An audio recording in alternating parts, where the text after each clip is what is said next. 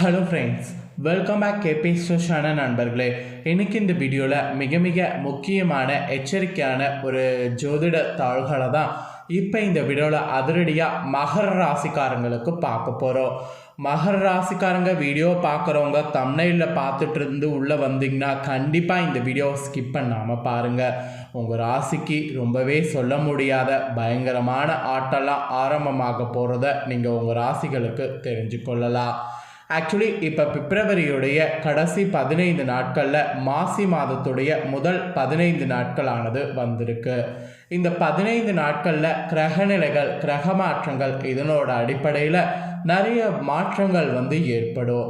அந்த மாற்றங்கள் ஒவ்வொரு ராசிக்கும் எப்படிங்கிறத தெளிவாக அந்தந்த ராசிக்காரங்க தெரிஞ்சு பலனடையணுங்கிறதுனால ஒவ்வொரு ராசிக்கும் என்ன மாற்றம் நிகழும் அப்படிங்கிறத ஷேர் பண்ணிகிட்ருக்கேன். அதில் இன்னைக்கு இந்த வீடியோவில் மகர ராசிக்கு ஷேர் பண்ண போகிறேன். இந்த வீடியோ மகர ராசிக்கு ரொம்ப யூஸ்ஃபுல்லாக, ரொம்ப இன்ட்ரெஸ்டாக இருக்கும். ஸோ மகர ராசியில் பிறந்தவங்க உங்கள் ராசிக்கு என்ன பலன் கிடைக்கும் அப்படிங்கிறத இந்த வீடியோவில் தெரிஞ்சுக்குங்க. உங்கள் ராசிக்கு அதிர்ஷ்டமாக இருக்குமா, ஆபத்தாக இருக்குமா அப்படிங்கிறத எல்லாமே கிளியராக இந்த வீடியோவில் சொல்ல போகிறேன். உங்கள் ராசிக்கு என்ன நடக்கும், ஏது நடக்கும் அப்படிங்கிறது எல்லாமே இந்த வீடியோவில் தெரிஞ்சுக்குங்க. மாசிங்கிறது பார்த்திங்கன்னு வச்சுக்கோங்களேன், தமிழ் மாதத்தில் 11ஆவதாக வரக்கூடிய மாதம். இந்த மாதத்தில் சூரியன் மிக முக்கியமான கும்பராசியில் பயணம் செய்வார். ஆக்சுவலி இதனால் இந்த மாதத்தை கும்ப மாதம் என்று போற்றப்படும். மற்ற மாதங்களை காட்டிலும் இந்த மாதத்துக்கு இருக்கக்கூடிய சிறப்புகள் நிறையவே இருக்குது. ஆக்சுவலி இந்த மாதத்துடைய சிறப்புகளை லிஸ்ட்டு போட்டு சொல்லிக்கொண்டே இருக்கலாம். என்னென்ன சிறப்புகள் இருக்குது அப்படிங்கிறத ஃபஸ்ட்டு மகர ராசிக்காரங்க நீங்கள் தெரிஞ்சுக்கொள்ளணும். அதற்கு பிறகு தான் உங்களுக்கான பலனை இந்த வீடியோவில் சொல்ல போகிறேன். ஃபஸ்ட்டு மாசி மாதத்தில் என்னென்ன சிறப்புகள் இருக்குது அப்படிங்கிறத தெரிஞ்சுக்குங்க. அதுக்கப்புறம் உங்களோட ராசிக்கு மாசி மாதம் என்ன பலன் கிடைக்குங்கிறத பார்க்கலாம். ஃபஸ்ட்டு ஏகாதேசி மற்ற மாதங்களில் வருவதை விட மாசி மாதத்தில் வரக்கூடிய ஏகாதேசியில் விரதம் இருக்கிறது மகா புண்ணியம் என்று சொல்லப்படுது. ஸோ மாசி மாதத்தில் ஏகாதேசியை மிஸ் பண்ணக்கூடாது மகர ராசிக்கார நேயர்கள் நீங்கள். அப்புறம் எல்லா தெய்வங்களுக்கும் சிறப்புமிக்க மாதம் என்று போற்றப்படுவது மாசி மாதம். ஏன்னா திருமால் மகாவிஷ்ணுவாக அவதாரம் எடுத்தது மாசி மக நட்சத்திர திருநாளில் தான். அப்புறம் மாசி மாதத்தில் வரக்கூடிய சங்கடகர சதுர்த்தி மிக மிக விசேஷம். அப்புறம் ஆழ்வார்களில் ஒருவரான குலசேகர ஆழ்வார் மாசி மாத புனர்பூசண நட்சத்திர நாளில் தான் அவதரித்தார். இந்த மாதிரி நிறைய தெய்வங்களுடைய புராண நிகழ்வுகள் இந்த மாசியில் நடந்ததுனால இந்த மாசி மாதம் எல்லா தெய்வங்களையும் வழிபாடு செய்வதற்கு உகந்த மாதமாக அமைஞ்சிருக்கு. ஆக்சுவலி இந்த மாசி மாதத்தில் ஒரு ஹைலைட்டான விஷயம் என்னென்னா, தாலி கயிற்றின புதிதாக மாற்றிக்கொள்ளக்கூடிய ஒரு விஷயந்தான். மாசியில் பார்த்திங்கன்னு வச்சுக்கோங்களேன், மனவலிமை தரக்கூடிய மாதம், மகத்துவம் நிறைந்த மாதம் என்றெல்லாம் சொல்லலாம். அதனால் இந்த மாதத்தை மாங்கல்ய மாதம் என்று காலங்காலமாக போற்றப்படுது. இந்த மாதத்தில் சிவத்தோடு சக்தி இணைந்து முழுமை பெறுறதுனால தன் கணவனுடைய நலனுக்காக பெண்கள் மகர ராசிக்காரங்க இந்த மாசி மாதத்தில் தாலி கயிற்றில் புதிதாக மாற்றிக்கொள்ளணும். அதுதான் இந்த மாதத்தில் ரொம்ப ஹைலைட்டான ஒரு விஷயம். அப்புறம் இந்த மாதத்தில் இன்னொரு ஸ்பெஷல் என்னன்னா, இந்தியாவில் உள்ள அனைத்து புண்ணிய தீர்த்தங்கள், சமுத்திரக்கரை, புனித நதிகள்லாம் நிறைய அமிர்தம் நிறைந்திருப்பதாக சொல்லப்படுது. அதாவது நீர்நிலைகள்லாம் இந்த இடத்துல மாசி மாதம் முழுக்க அமிர்தம் நிறைந்திருப்பதாக சொல்லப்படுது. இதன் காரணமாக இந்த மாதத்தில் நீங்கள் நீர்நிலைகளில் புனித நீராடினீங்கன்னா அமிர்தத்தில் நீராடிய புண்ணிய பலன் உங்களுக்கு கிடைக்கும் என்று சொல்லப்படுது.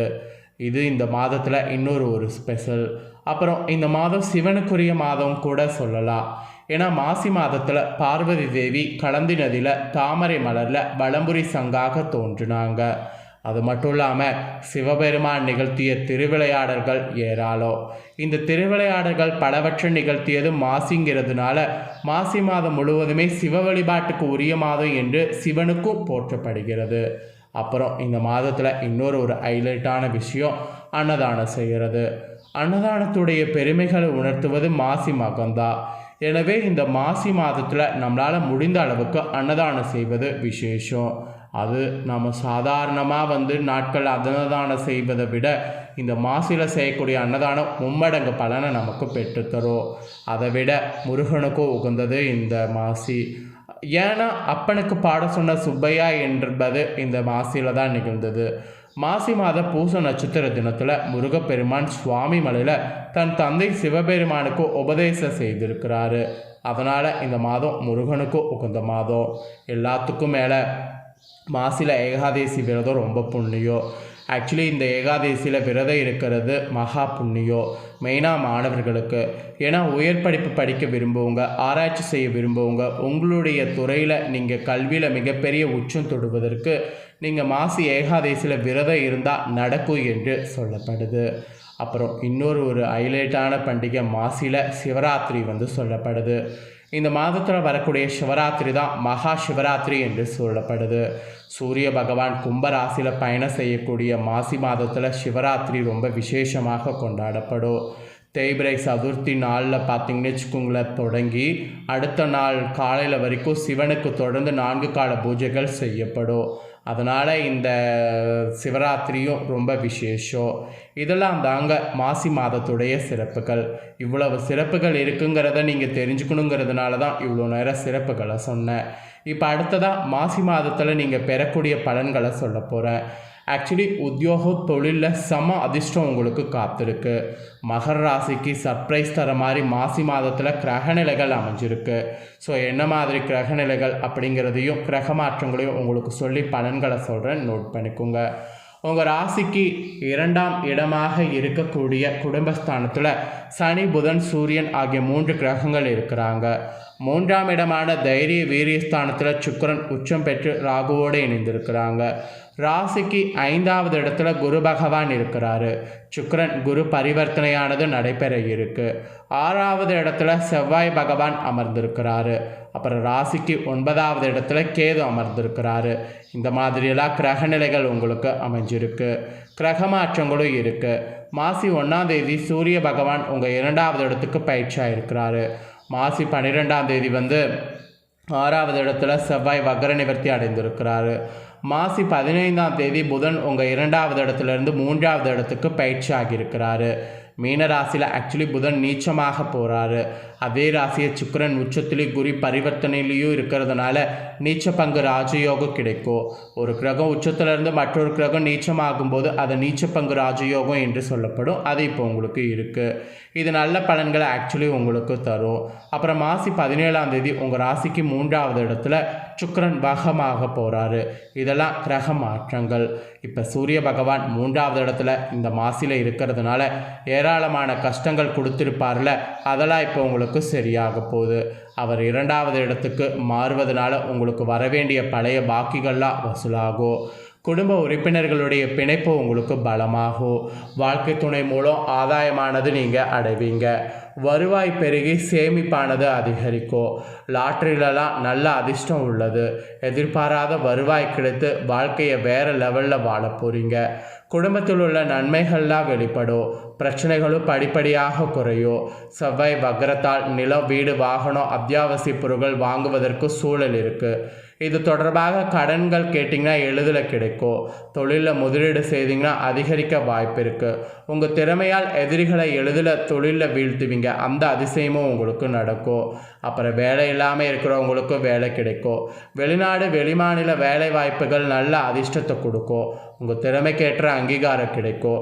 வீடு, நிலம் வாங்குவதற்கு, விற்பனை செய்வதற்கு இதெல்லாம் உகந்த நேரம். தந்தையுடைய உடல் ஆரோக்கியத்தில் முன்னேற்றம் இருக்கும். குழந்தை பாக்கியம் இல்லாமல் இருக்கிறவங்களுக்கு குழந்தை பாக்கியம் உண்டாகும். தொழிலில் கூட நல்ல மாற்றங்கள் இருக்கும். அப்புறம் உங்கள் ராசி அதிபதி சனியை சூரியன் அஸ்தமனம் செய்கிறதுனால உடல் ஆரோக்கியத்தில் அக்கறையாக இருக்கணும். பணியிடத்தில் கவனமாக பேச வேண்டும். குடும்பத்தில் பண கொடுக்கல் வாங்கலில் சங்கடம் ஏற்படும். அதனால் பண கொடுக்கல் வாங்கலை தவிர்க்கணும். வாக்குஸ்தான பலவீனமாக இருக்கிறதுனால எந்த இடத்துலையும் வாக்குறுதி கொடுக்க வேண்டாம். மீறி கொடுத்தீங்கன்னா நஷ்டம் உங்களுக்கு தான். நண்பர்கள் விஷயத்தில் கவனமாக இருக்க வேண்டும். பணி சுமை அதிகரிக்கும். தாய்வழி உறவுகளோட சற்று கவனமாக இருக்கிறது நல்லது. குழந்தைகளுடைய உடல்நலத்தில் கூடுதல் அக்கறை செலுத்தணும். கணவன் மனைவி இடையே சின்ன சின்ன கருத்து வேறுபாடு நீங்கும். கவலைகள் நீங்கள் அருகில் உள்ள பெருமாள் கோவிலுக்கு சென்று வழிபாடு நடத்தணும். இது நீங்கள் செய்யக்கூடிய பட்சத்தில் உங்களுக்கு கண்டிப்பாக ப்ராப்ளங்கள்லாம் வந்து குறையும். அவ்வளோதாங்க. இதுதாங்க உங்களுக்கு பலனாக குறிப்பிடப்பட்டிருக்கு. குறிப்பிடப்பட்டதை தெளிவாக இந்த வீடியோவில் உங்களுக்கு ஷேர் பண்ணிட்டேன். ஷேர் பண்ணதை தெளிவாக இந்த வீடியோவில் வந்து உங்கள் ராசிக்கு என்னங்கிறத நீங்கள் தெரிஞ்சிருப்பீங்க. ஸோ தெரிஞ்சதுக்கு ஏற்ப நடந்து பலன் பெறுங்க. நீங்கள் இதை பார்த்து தெரிஞ்சு பயனடைஞ்சது போல் உங்கள் ஃப்ரெண்ட்ஸ் ஃபேமிலியில் இருக்கவங்களும் இதை பார்த்து தெரிஞ்சு பயனடையணும்னு நினச்சிங்கன்னா வீடியோ லைக் பண்ணி ஷேர் பண்ணுங்கள். வீடியோவை உங்கள் ஃப்ரெண்ட்ஸ் ஃபேமிலியில் இருக்கிறவங்களும் பார்க்கட்டும். அவங்களும் மகர ராசிக்காரங்களாக இருந்தாங்கன்னா இந்த தாள்களை தெரிஞ்சு இதற்கேற்ப நடந்து பலனடையட்டும். நெக்ஸ்ட்டு நம்ம சேனலில் புதிய வீடியோலாம் போடப்படும். அதை எல்லாத்தையுமே உடனுக்குடனே தெரிந்து கொள்ள மறக்காமல் நம்ம சேனலை சப்ஸ்கிரைப் பண்ணுங்கள். கூட பெல் பண்ண ப்ரெஸ் பண்ணுங்கள். அதை பண்ணிங்கன்னா நான் போகிற மற்ற அப்படின்னா எல்லா வீடியோஸும் உடனுக்குடனே தெரிந்து பயனடையலாம். ஸோ மறக்காமல் சப்ஸ்கிரைப் பண்ணி பெல் பண்ண ப்ரெஸ் பண்ணுங்கள். வேறொரு வீடியோவில் வந்து உங்களை சந்திக்கிறேன். தேங்க்யூ.